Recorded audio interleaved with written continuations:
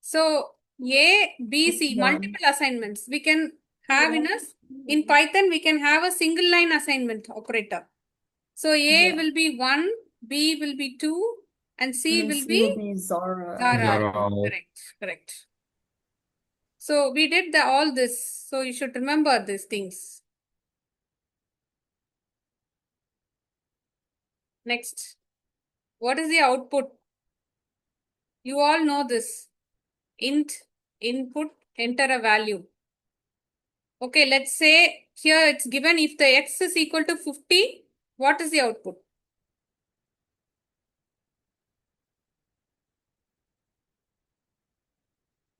First time it was printing x, right? What will be printed here for this x? 50. I'm saying that x, the user is giving the input as 50. So it will print here.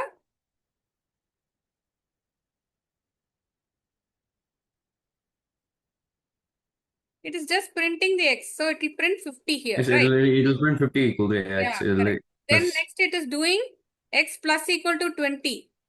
So what will happen to the x value? The x will be 50, so it says 50 plus equal to 20. 50 plus 20? 70. Equal to x. And then you do 70. 70. So second answer is 70. Third answer? 65. Correct. So x minus equal to 5, which is meaning that x is equal to x minus 5. So you all know this operators, assignment operators. We learnt about these assignment operators, plus equal to and minus equal to. X equal to x plus 20, x equal to x minus 20, x minus 5. So last thing, why do we need to typecast the input of the user into a int here? Why are we doing this? We always do this step, right? Int and input, enter a value. Why do we need to typecast?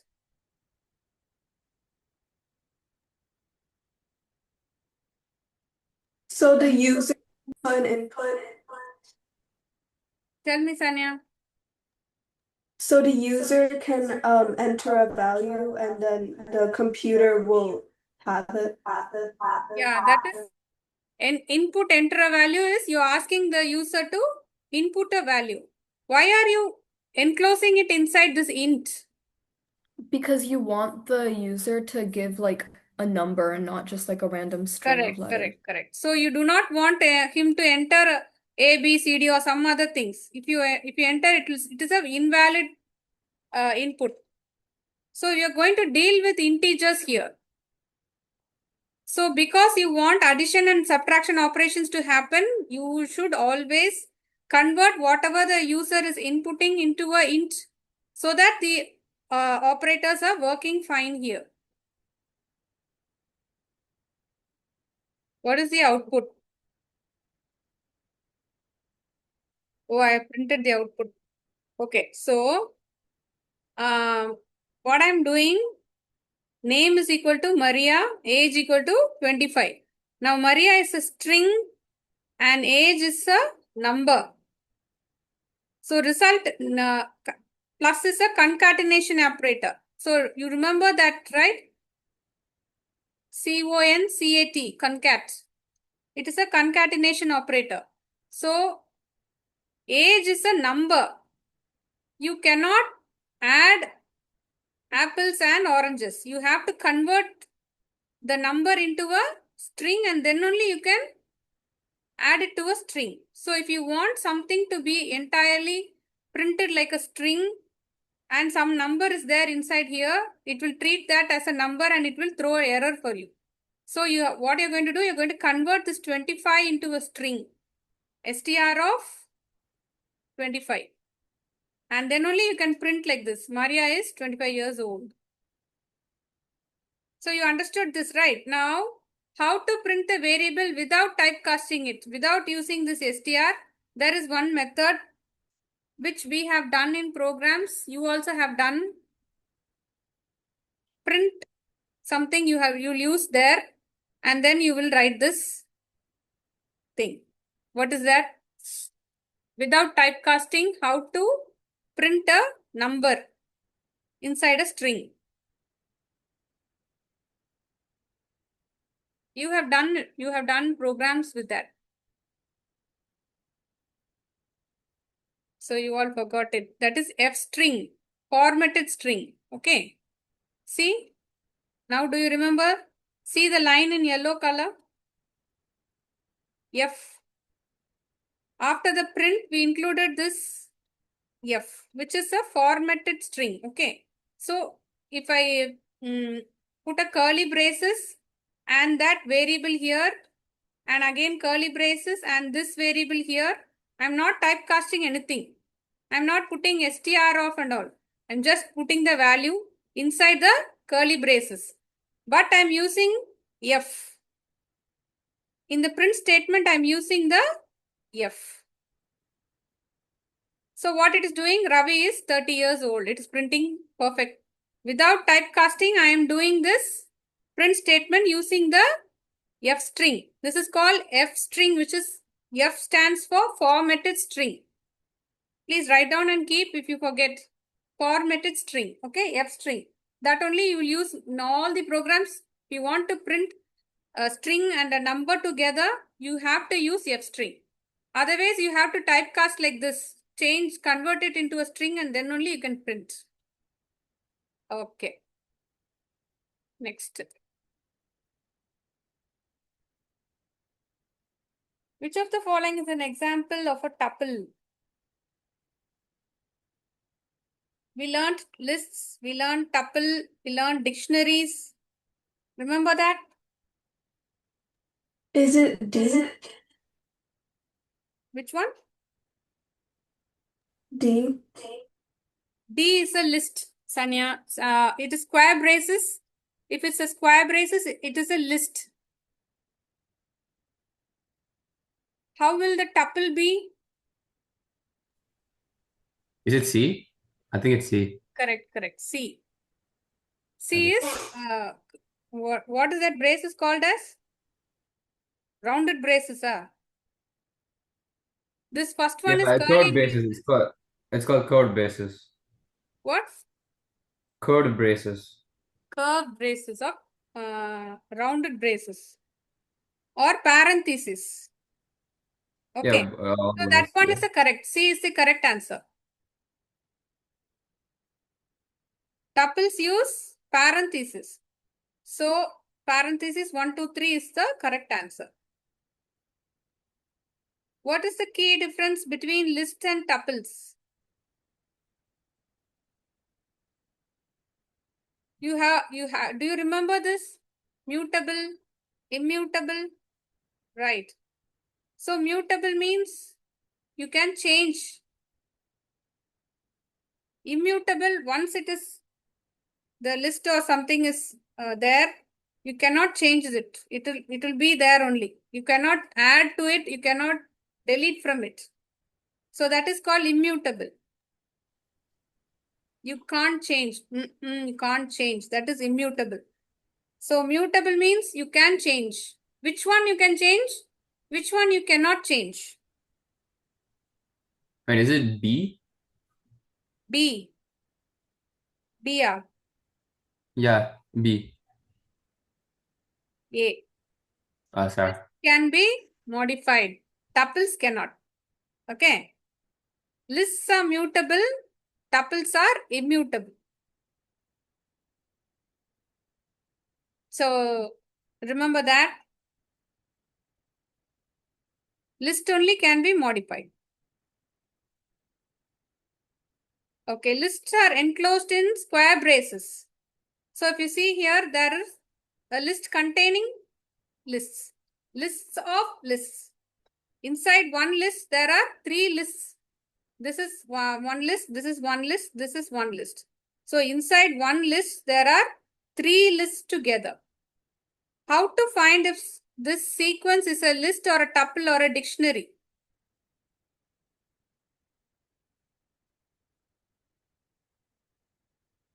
Dictionary is what? Dictionary will have? Curvy brackets? Tell that, Sanya. Curvy brackets? Curly brackets for sets. Okay. Set will have curly braces. Dictionaries will have curly braces, correct?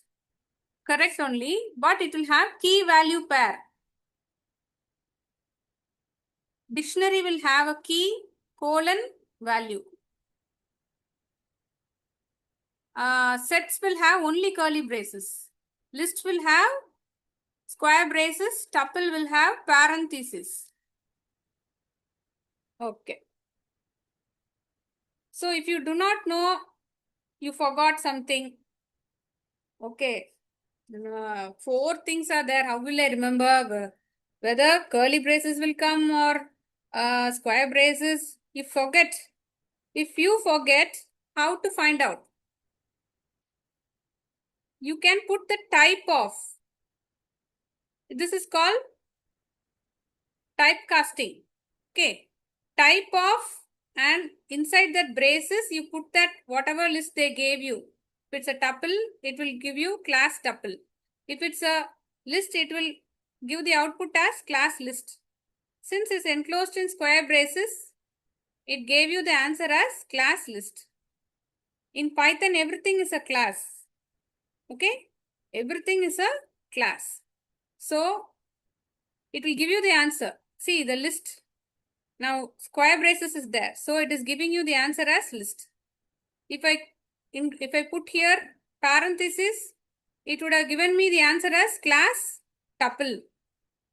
If I put curly braces, it will give the output as class set. If I put curly braces and give a word and a colon and a key, that pattern, if I give that, it will output class dictionary. So if you don't know, suddenly they are giving you a test and they are telling, I mean online, okay, with the computer system, and they're telling find out what is this sequence. Then you have to write that as type of and print that. Print that variable and see, it will say, it will give the output as whatever the list is there, list or set or tuple, you print it here. So did that make sense? Good. Now range operator. So for range operator, what will be the output here? Did you know the range operators format? Syntax?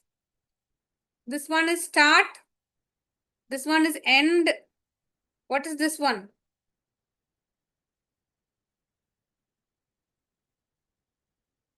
It's how many like digits it's going to go through. Yeah. So it is going to increment that value. So 2 by 2. Correct. 2 by 2 it is going to increment. So it is going to start with 1. It is going to stop with 5. And it is going to increment 2 by 2. So what will be the output?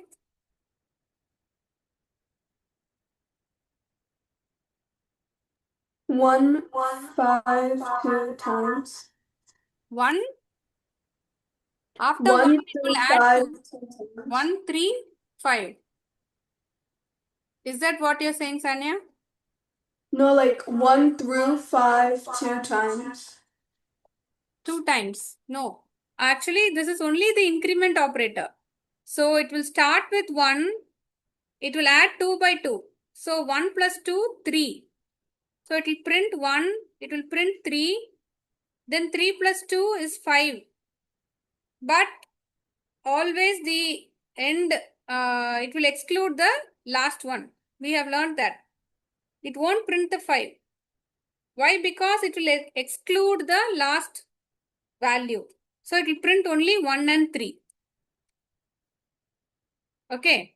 See, it will start from 1, go up to 5, but not including 5. It won't include the last value. Increment by 2 each time. So the values will be 1 and 3 alone. Though 5 is there, it won't print because it will exclude the last value. So we saw many examples with that. Range operator will exclude the last value. Slicing operator, you remember slicing operator for strings? That will also exclude the last value. So there are questions with slicing also. It has come. Slicing, did you remember the slicing? To cut and take out whatever is needed. That is called slicing a string. So see here, 2:5.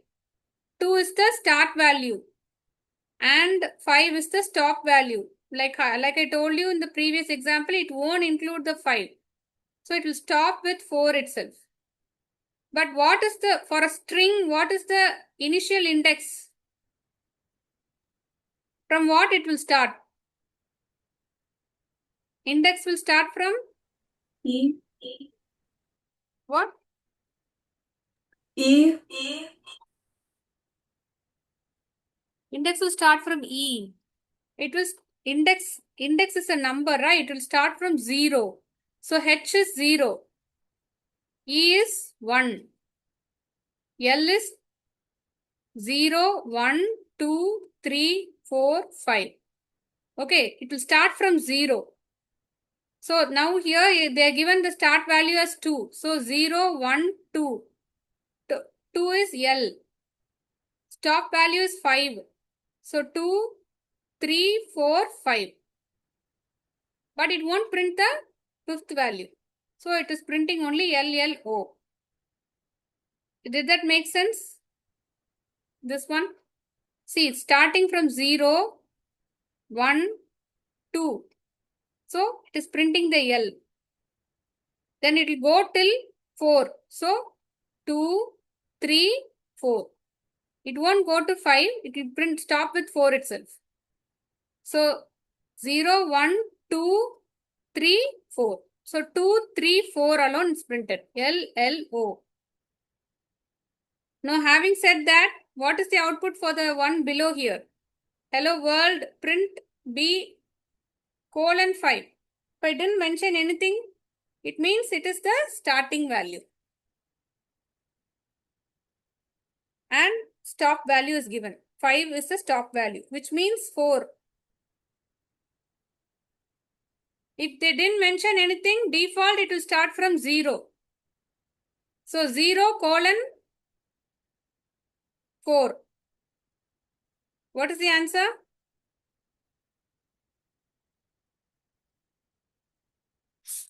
Sam, tell me, what's the answer? It is starting Hello.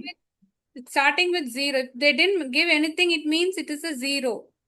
And it is So it's stopping just with, hello. what is the answer? Output of Just hello world. hello. Correct. Hello is the answer. Right. Next, this one. Start also they didn't give. Stop also they didn't give. But they gave -1. What does -1 mean? It's like negative, so it would go backwards. Yeah, correct. So if they didn't give the start and stop, it is going to, and if they give -1, it is going to reverse everything from the end. So -1, I mean, here it is -1, -2, -3, -4 till the end. Everything it will reverse.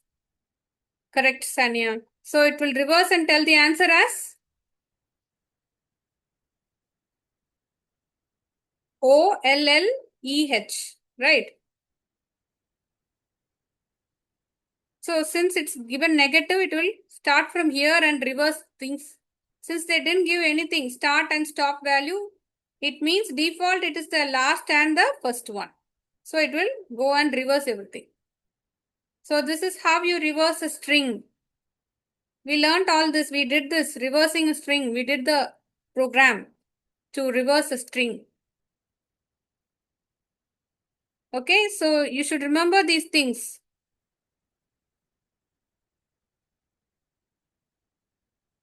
Okay, start, end, and step. It is called a step. Okay, functions.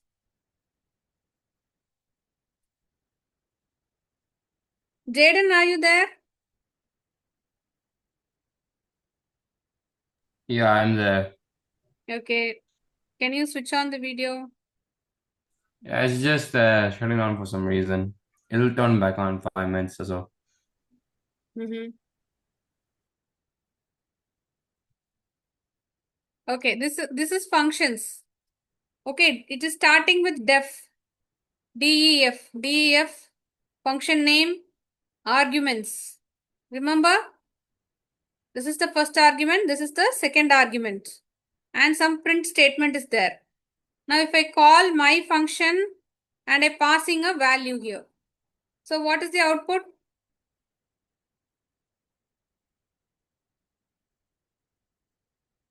What is the output, children? Okay, so since the parameter needs like a first name and a last name, which is two strings, and you're just passing one string, would it just throw an error or would it just print whatever string you gave it? Sure, that's correct. So it will throw error because as you said, we need two arguments, but we are passing only one. So it's an error. My function is missing one required argument. L name it will say. Correct, Sam? Then Python class and objects. Do you remember this? This is the major thing what we learned, class and objects. Because Python is fully made of class only. Okay, how to do that? Class name, colon, and some all the which will follow, all the program will follow after this. So class name, colon. Now how to create an object for this class? How to create an object? The question is create an object named P1 and print the value of X. Very simple step, only one step. How to create an object for a class?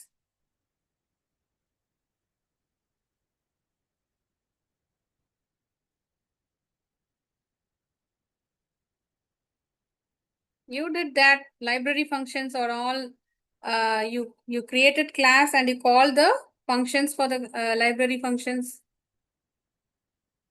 How to create an object?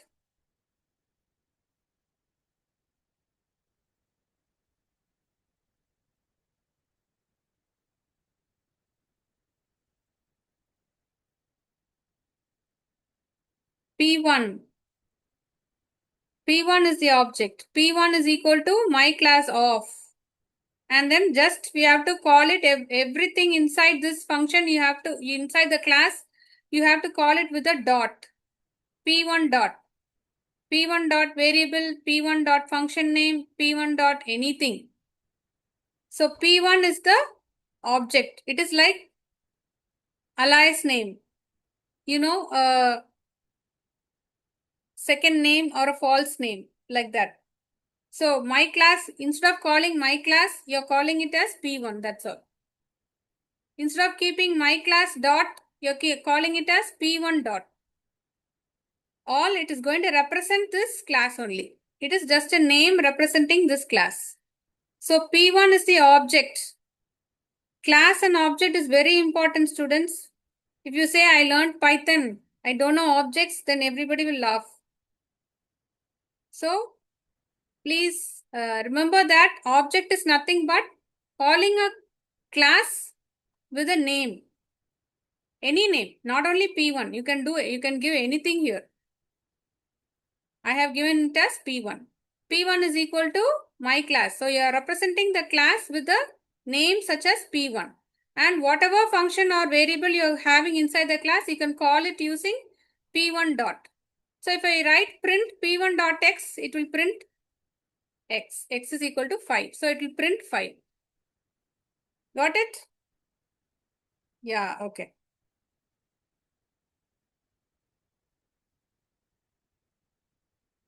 Which function is used to assign the values to objects properties, which is the first function that is called in a class? You can see an answer. What is the very first function that is declared inside the class? Def. Very first function name.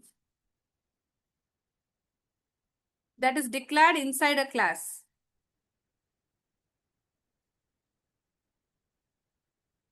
Which is going to initialize all your values.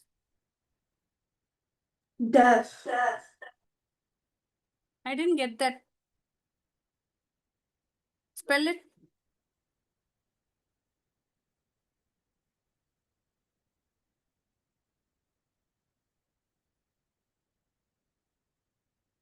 Init function, children.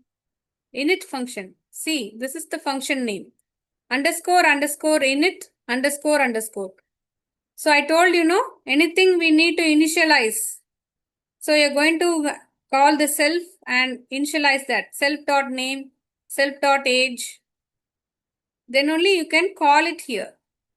See, P1 is the object of this class, person. And you are passing the value here. Age and name and age. And then you're printing P1.name, P1.age. But you can't simply do it without the init function. Init function is the very first function, or it is called the initialization function, which is a short form. Initialization, short form, init. What do you mean by initializing? Initial value you are assigning, that's all. Name is equal to name, age equal to age. You are assigning the value. Initially, you are assigning the value. So it is called, the function itself is called init function. Okay, Python init function is a special method known as constructor. It's automatically called when you create a new instance of a class. P1 is called object, P1 is called instance of a class. Okay, P1 is called object of a class, P1 is called instance of a class. So when you create this function is automatically called, which is used to initialize all the attributes. Okay, this is a very important thing, init function. Without init function, your class cannot your program cannot be written. Python program. This is a Python program, class, person, I'm giving the name and age. So every time I have to write this init function and assign whatever values I'm giving here, I have to assign it here. Name equal to name, self dot age equal to age. And then I am passing here and printing it. That's all. It's a simple Python program. Okay, did you remember this? I wanted to just OOPS concept. If anyone asks you, did you learn OOPS concept? And you say, whoops, I forgot everything. So, so it is encapsulation. Do you remember these terms? Inheritance, polymorphism, abstraction. So, in detail, you can learn later. In your higher studies, you will learn all these things. So, I'm just giving you the names. OOPS concept means we have learnt it. But only I have explained what is encapsulation. I have explained what is inheritance. I have explained what is polymorphism.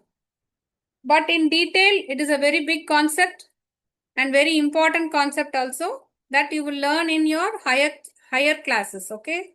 So just know that OOPS concept is nothing but encapsulation, inheritance, polymorphism. These words you should remember. And we have learnt all these things.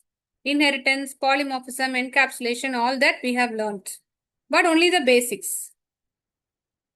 So don't say I don't know OOPS concept. Then I will send you the recording of the OOPS concept.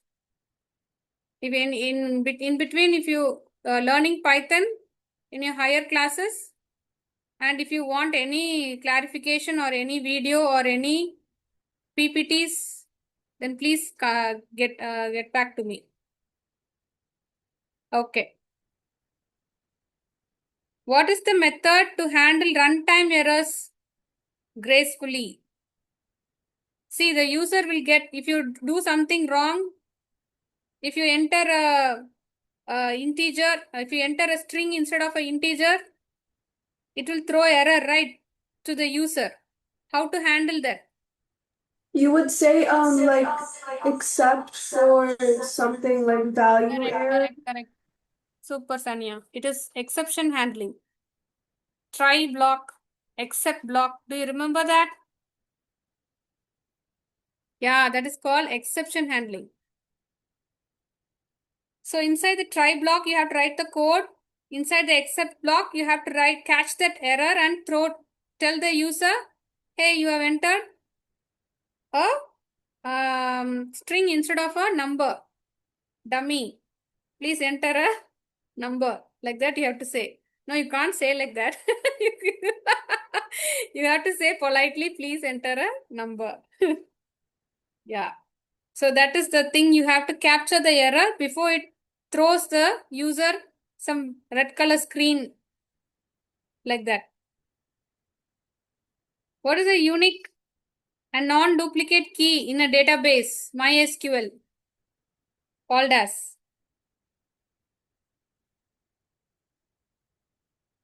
You know, very easy one. What is a unique key? Which cannot be duplicated? What is that key called as?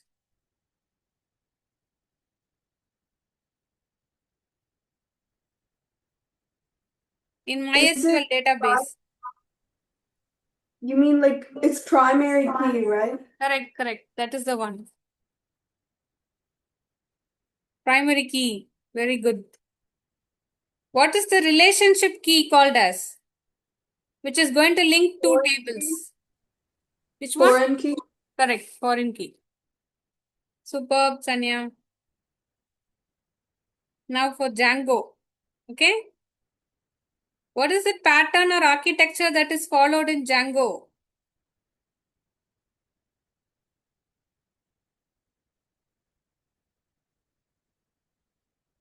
I have told you this.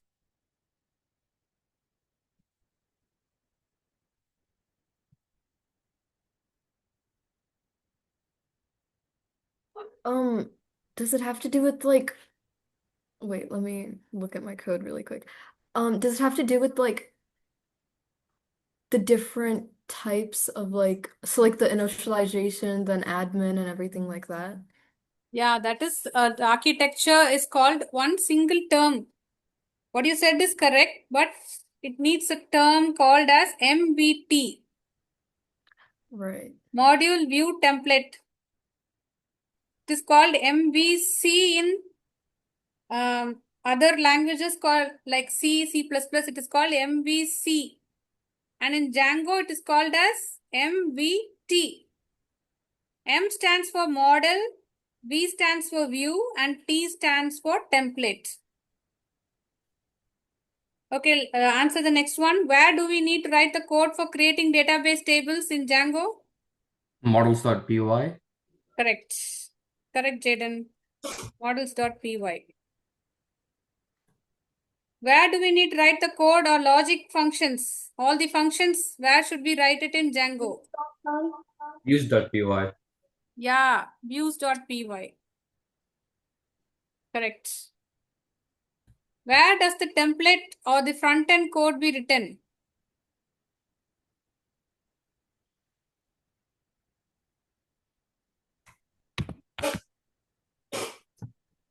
Where will the user type the data? Where is the front-end in Django?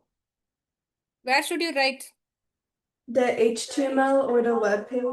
Yes, correct, Sanya. HTML pages. Inside the template folder, you have to create a HTML page and write all your front-end code. Good. What is the link written to display files? URL The pal. static. Okay. Yeah, urls.py. Correct. So that is where you have to link all these things. So with that, our recap is over. And very interesting, and you all remembered many things. Superb, children. I'm very happy and proud to have taught you all these things. Okay, your certificates are ready. Can you see this? Yeah, Uh, it's me. so I will send it copy. I will send it to your email address of your mom's And then hard copy, I will send it to a location what your mom both your moms have given. Yeah. And but provided you should only if you send me show me the Django mini project. Okay. Yeah. Did you all try at least? You have days, no? 10 days more you have for school. Please Mhm. try it Yeah. so that I can be assured that I have taught you fully, completely. So I have mentioned Python with Django and SQL. So you should know all the three. So you showed me Python projects, you showed me MySQL, how to connect it and everything, but you did not show me Django. So I want to see your Django projects, anything, any simple one. Just follow what I have given you. That is actually that is the basic.